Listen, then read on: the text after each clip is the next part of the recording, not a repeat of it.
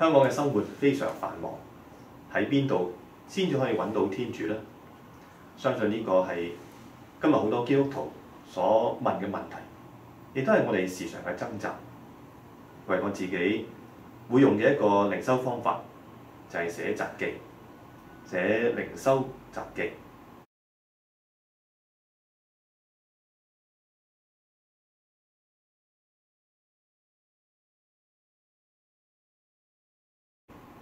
靈修札記咧就唔係日記，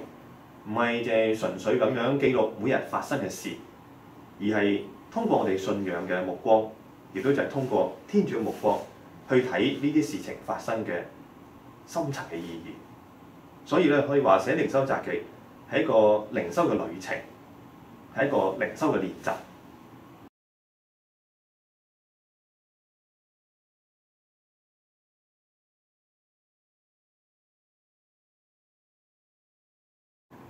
點樣開始呢？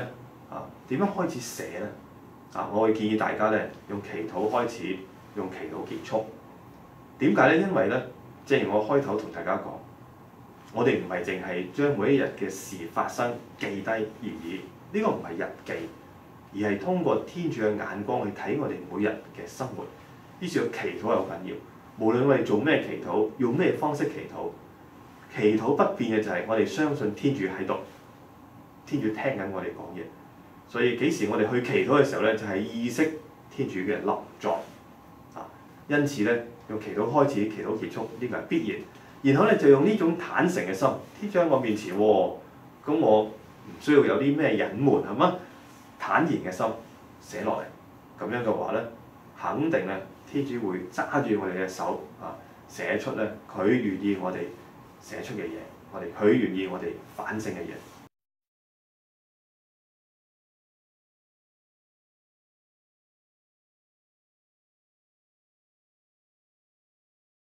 我哋每一日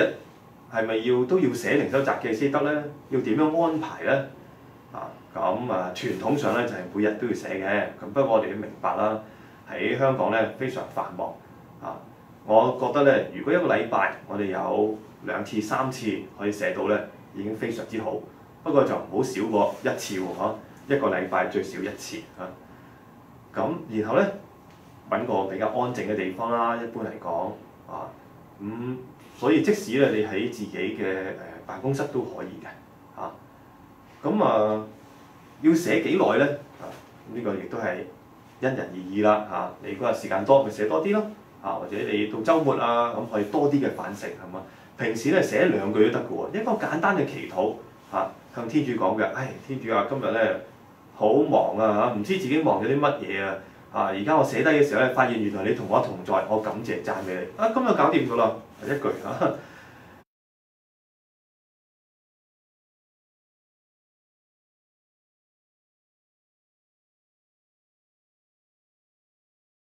寫靈修札記當然就要揾一個時間，揾個地方，自己坐低拎起支筆。所以單係呢個咁嘅要求咧，已經係需要我哋揾時間啦，需要有個安靜嘅地方啦，需要自己回顧反思，而且咧需要將自己喺腦海裏面所諗嘅嘢咧寫落嚟。所以喺呢個過程裏邊，需要我哋組織自己嘅思想啦，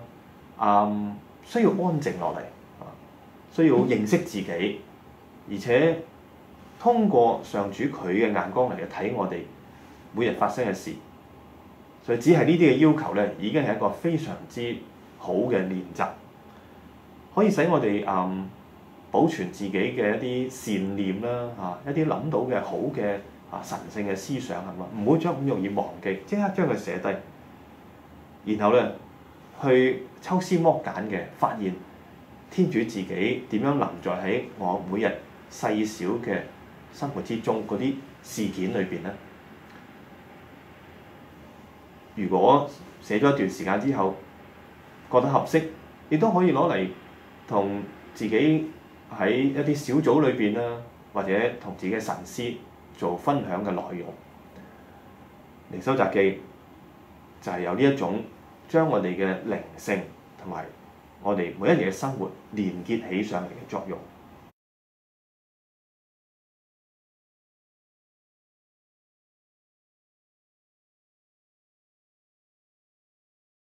頭先咧，我比較強調講靈修札記就去寫低我哋每日發生嘅事，但係其實唔單止咁嘅，即係唔單止咧係回顧過去，而且我哋都可以寫低而家當我寫當我咧回顧呢啲事嘅時候，我有咩感受咧？我喺天主面前有啲咩祈求，有咩需要，或者有啲咩嘅懺悔啊，都可以寫落嚟喎，成為一個祈禱嘅內容，所以都係當下嘅。面對將來都可以寫嘅喎，或者我有啲焦慮啦，我有啲害怕啦，我想有啲期盼啦，我想咧求天主護守我未來嘅路途，都可以寫喺呢個靈修札記裏邊。因此咧，可以話佢能夠包括埋咧過去、現在、將來。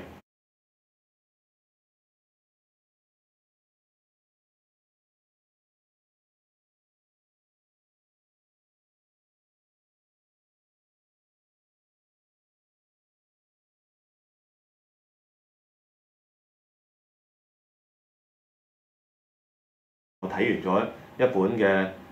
靈修書啦，覺得幾好喎，有啲反省喎，又將佢寫低啦。又或者過咗一段時間之後，今日咧有多啲嘅時候，於是咧我將我過去一個禮拜、一個月所體會到嘅寫成一封信寫俾耶穌基督啦，寫俾聖母啦，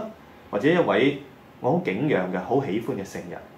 用一個書信嘅方式同佢交談。呢啲一切咧，其實都可以係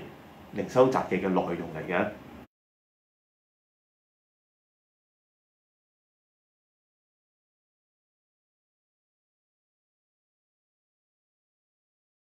喺呢度咧，預祝大家寫呢個靈修札記係為你哋一個好寶貴難得嘅靈修旅程，亦都希望